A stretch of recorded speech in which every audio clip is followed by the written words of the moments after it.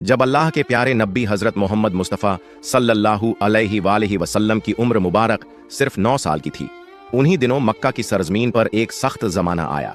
बारिश का सिलसिला रुका हुआ था। आसमान साफ रहता मगर बादल नजर नहीं आते थे। खेत खलिहान सूख कर जमीन में पीले पड़ गए थे। कुएं और चश्मे सूख गए थे। लोग दूर दूर से पानी ढूंढ कर लाते मगर वह भी खत्म होता जा रहा था। जब यह कहत लंबा हो गया तो कुरैश के सरदारों ने एक दूसरे से कहा कि अब हम सबको मिलकर कोई फैसला करना होगा। अगर ऐसा ही रहा तो न हमारे घर बचेंगे, न हमारी औलाद और न ही हमारे मवेशी। चनांचे मक्का के बड़े बड़े लोग एक जगह जमा हुए। सबने मशविरा किया और पुराने रिवाज के मुताबिक कदम बढ़ाने का इरादा किया। मक्का में यह दस्तूर था कि जब भी लोग कोई बड़ा काम या कोई मजबूत अहद करना चाहते तो एक बड़ा सा बर्तन मंगवाते और उसे जानवर के खून से भर देते। फिर कबीले के बड़े सरदार उस खून में अपना हाथ डुबोकर कसम खाते कि अब हम सब एक वादे पर कायम हैं। इसी तरह एक बड़ा बर्तन मंगवाया गया, उसे खून से भरा गया। फिर एक एक करके कुरैश के बड़े बड़े सरदार आगे बढ़े। सब ने अपने हाथ खून में डुबोए और ऐलान किया। उन सब ने कहा, मक्का में बारिश नहीं हो रही, हमारे बच्चे मर रहे हैं, हमारे जानवर खत्म हो रहे हैं। आज हम कसम खाते हैं कि आज रात हम सब काबा के पास जाएंगे। हम काबा की दीवार को पकड़कर खड़े रहेंगे और दुआ करेंगे। हम उस वक्त तक दुआ करते रहेंगे जब तक बारिश नहीं आ जाती। अगर बारिश न भी आई तो हम वहीं मर जाएंगे मगर काबा की दीवार को नहीं छोड़ेंगे। यूं यह फैसला हो गया कि रात के वक्त आधी रात को कुरैश के सब लोग जमा होंगे। जब आधी रात का वक्त करीब आया, वही बड़े बड़े लोग जिन्होंने खून में हाथ डुबोकर कसम खाई थी, आहिस्ता आहिस्ता अपने घरों से निकलने लगे। सबका रुख एक ही तरफ था, खाना काबा की तरफ। उन लोगों में अल्लाह के प्यारे नबी हजरत मोहम्मद मुस्तफ़ा सल्लल्लाहु अलैहि वसल्लम के चचा अब्बू तालिब भी शामिल थे।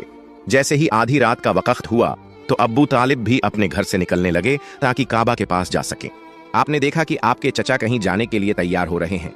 नन्हे मोहम्मद मुस्तफ़ा सल्लल्लाहु अलैहि वसल्लम यह देखकर करीब आ गए और नरमी से पूछने लगे, चचा जान, आप कहाँ जा रहे हैं? अब्बू तालिब रुके, अपने भतीजे की तरफ देखा और जवाब दिया, ऐ मेरे भतीजे, क्या तुम्हें मालूम नहीं, हमारा मक्का सूखा पड़ा है, बारिश रुकी हुई है और पानी की कमी ने सबको परेशान कर दिया है। इसीलिए हम सब ने खून में हाथ डुबोकर कसम खाई है कि जब तक बारिश नहीं आती हम काबा की दीवार को पकड़कर खड़े रहेंगे। आज उसी वादे को पूरा करने जा रहा हूँ।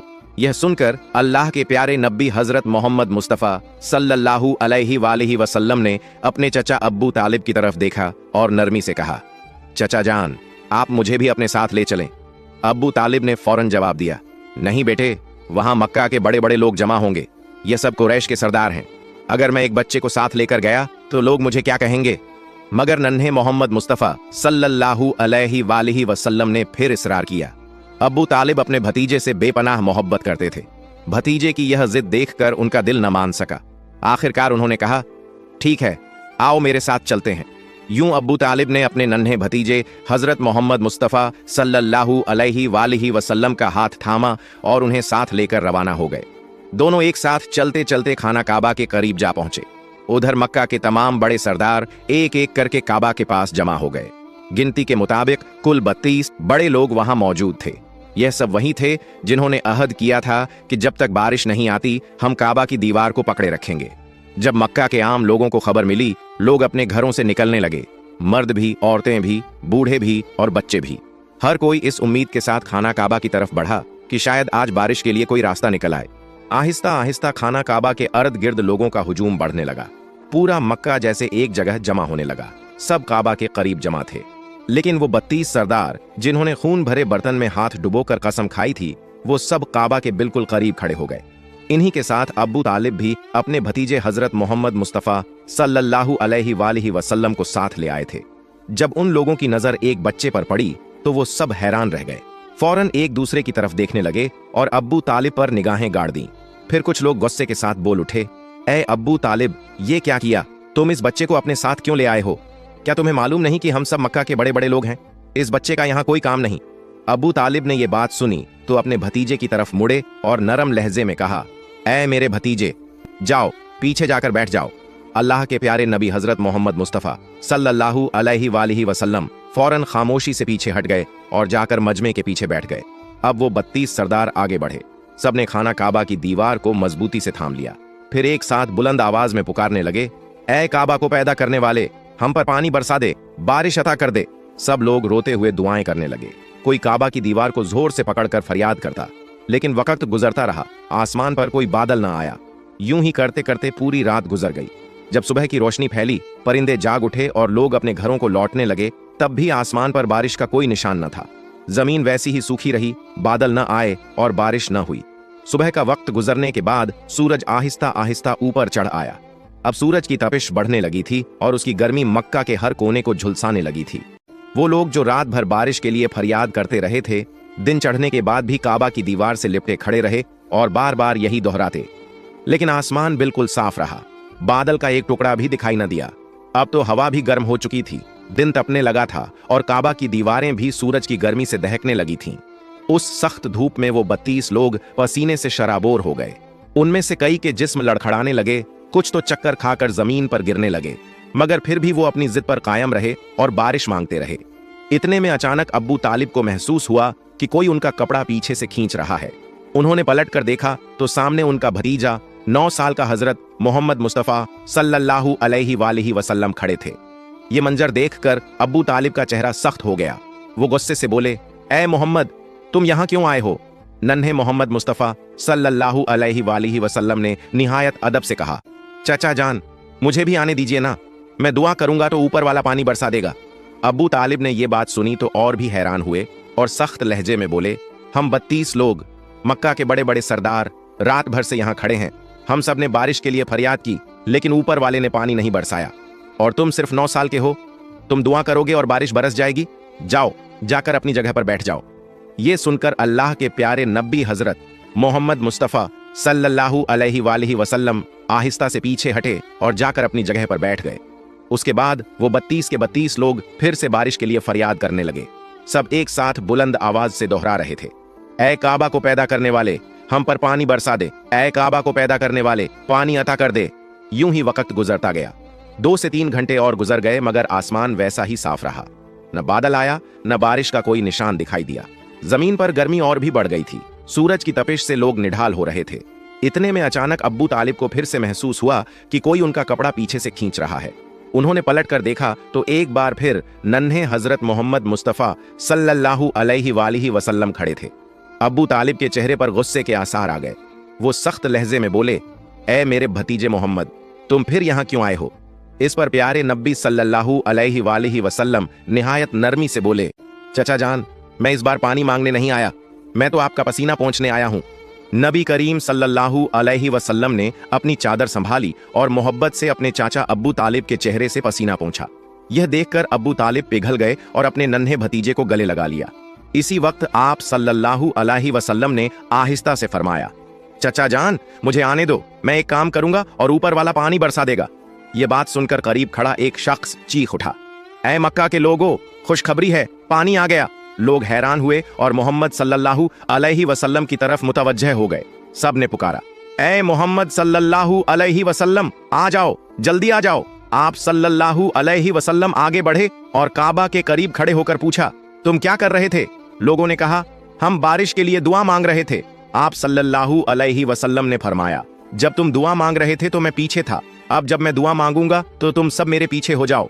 यह सुनकर 20 लोग अदब से पीछे हट गए, मगर 12 सरदार गुरूर से बोले, यह 9 साल का बच्चा आगे और हम पीछे, हमारी इज्जत कम हो जाएगी।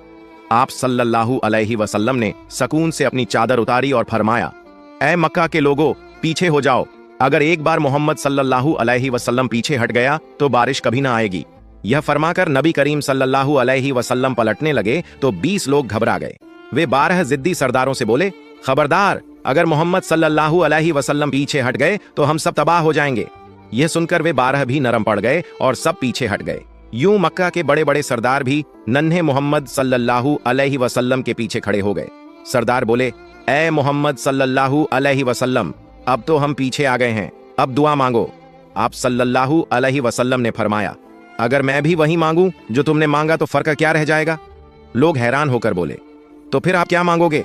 आप सल्लल्लाहु अलैहि वसल्लम ने परवकार अंदाज में कहा, यही अब तुम देखोगे। फिर आप सल्लल्लाहु अलैहि वसल्लम ने आसमान की तरफ देखा। पहले हल्के बादल उभरे, फिर दोबारा निगाह उठाई तो बारिश बरसने लगी। तीसरी बार जब नबी करीम सल्लल्लाहु अलैहि वसल्लम ने पूरा चेहरा आसमान की तरफ उठाया तो घटाएं छा गईं और जोरदार बारिश होने लगी। सूखे खेत सैराब हो गए और लोग खुशी से बारिश में भीगते हुए पुकारने लगे, या मोहम्मद सल्लल्लाहु अलैहि वसल्लम। इसी वक्त नदा आई, ऐ मेरे महबूब सल्लल्लाहु अलैहि वसल्लम, आप चाहते तो एक इशारे से बारिश बरसा देता, फिर क्यों बार बार चेहरा उठाया। यह अल्लाह की कुदरत की निशानी थी कि आप सल्लल्लाहु अलैहि वसल्लम का हर लम्हा रब की हिफाजत में है। फिर जब आप सल्लल्लाहु अलैहि वसल्लम हजरत हलीमा सादिया रज़ियल्लाहु अन्हा के घर परवरिश पा रहे थे और उम्र 3 बरस थी, तो आपने प्यार से पूछा, अम्मा मेरे भाई कहाँ जाते हैं? उन्होंने कहा, बेटा वह बकरियां चराते हैं। आप सल्लल्लाहु अलैहि वसल्लम बोले, अम्मा मैं भी साथ जाना चाहता हूँ। हजरत हलीमा सादिया रज़ियल्लाहु अन्हा ने डरते हुए मना किया, मगर आपकी बहन शैमा रज़ियल्लाहु अन्हा बोली, अम्मा आपको मालूम है जब भाई मोहम्मद सल्लल्लाहु अलैहि वसल्लम हमारे साथ जाते हैं तो बादल ऊपर साया कर लेते हैं, धूप कभी उन पर नहीं पड़ती।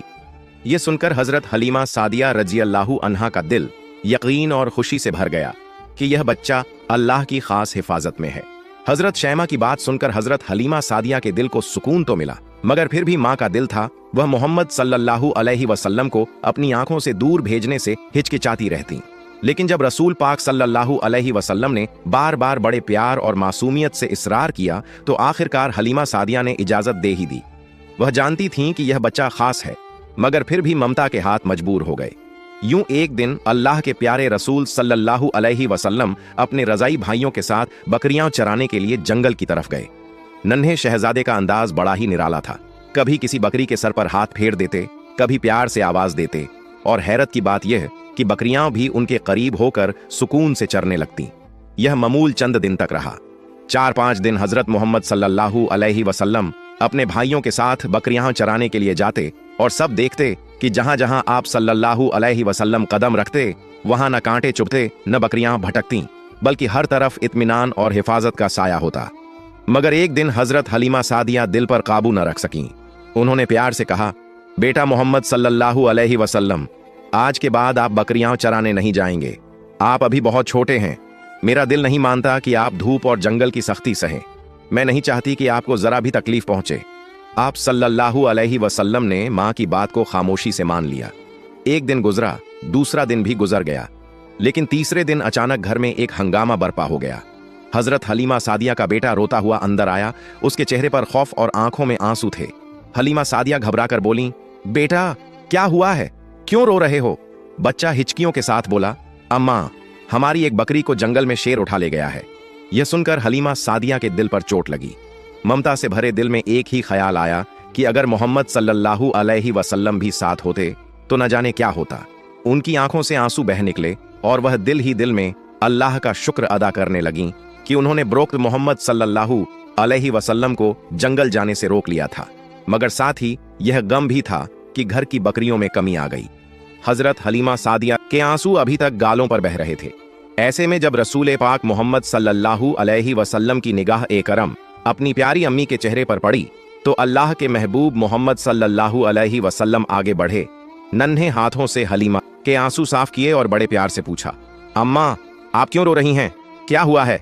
हजरत हलीमा ने कहा, बेटा मोहम्मद मुस्तफ़ा सल्लल्लाहु अलैहि वसल्लम हमारी एक बकरी को जंगल के शेर उठा ले गए हैं, इसलिए मेरा दिल उदास है। यह सुनकर रहमत आलम मोहम्मद सल्लल्लाहु अलैहि वसल्लम ने मुस्कुराते हुए फरमाया, अम्मा आप गम न करें, हम अपनी बकरी को अभी शेरों से वापस ले आते हैं। यह सुनकर हलीमा सादिया का दिल और भी घबरा गया और उन्होंने कहा, बेटा मोहम्मद मुस्तफ़ा सल्लल्लाहु अलैहि वसल्लम ऐसा नहीं होता, शेर बहुत खौफनाक होता है, वह किसी को वापस कुछ नहीं करता और आप तो अभी बहुत छोटे हैं, अगर आप उसके करीब गए तो वह आपको नुकसान पहुंचा सकता है। तभी नबी करीम मोहम्मद सल्लल्लाहु अलैहि वसल्लम ने फरमाया, अम्मा वह सब किसी और के कहने पर नहीं होता, बल्कि वही होता है जो मोहम्मद के कहने पर होता है। जब मोहम्मद सल्लल्लाहु अलैहि वसल्लम कहेंगे तो जंगल के शेर भी बकरी लेकर खुद चलकर आ जाएंगे। यह अल्फाज सुनकर हजरत हलीमा सादिया की आंखें हैरत और अकीदत से खुल गईं। चुनांचे हजरत मोहम्मद सल्लल्लाहु अलैहि वसल्लम अपनी प्यारी अम्मी जान हलीमा सादिया का हाथ थामे बस्ती से जंगल की तरफ चल पड़े। जब जंगल के किनारे पहुंचे तो नबी पाक मोहम्मद सल्लल्लाहु अलैहि वसल्लम ने निहायत जलाल और शफकत के साथ आवाज दी, ऐ जंगल के शेरों सुनो, मेरी मां हलीमा की बकरी वापस कर दो। हजरत मोहम्मद सल्लल्लाहु अलैहि वसल्लम के ये अल्फाज गोया हुक्म इलाही की तरह जंगल में गूंज उठे। बस इतना फरमाना था कि अचानक जंगल के अंदर से शोर बुलंद हुआ और कुछ ही लम्हों में कई शेर दौड़ते हुए नजर आए। वो शेर हजरत हलीमा सादिया की बकरी को बड़ी हिफाजत से साथ लाए और आकर रसूल खुदा मोहम्मद सल्लल्लाहु अलैहि वसल्लम के कदमों में सर झुका दिया। शेर बकरी वापस ले आए और मोहब्बत भरी नजरों से नबी करीम मोहम्मद सल्लल्लाहु अलैहि वसल्लम को देखने लगे। आप मोहम्मद सल्लल्लाहु अलैहि वसल्लम ने फरमाया, ए शेरो, तुम्हें मालूम नहीं था यह बकरी हमारी है, फिर क्यों ले गए? शेर अदब से अर्ज करने लगे, या रसूल अल्लाह मोहम्मद सल्लल्लाहु अलैहि वसल्लम, हम आपके दीदार के शौक में बकरी ले गए थे ताकि आप हमारे करीब आ जाएं। आपके बिना जंगल सुनसान लगता है।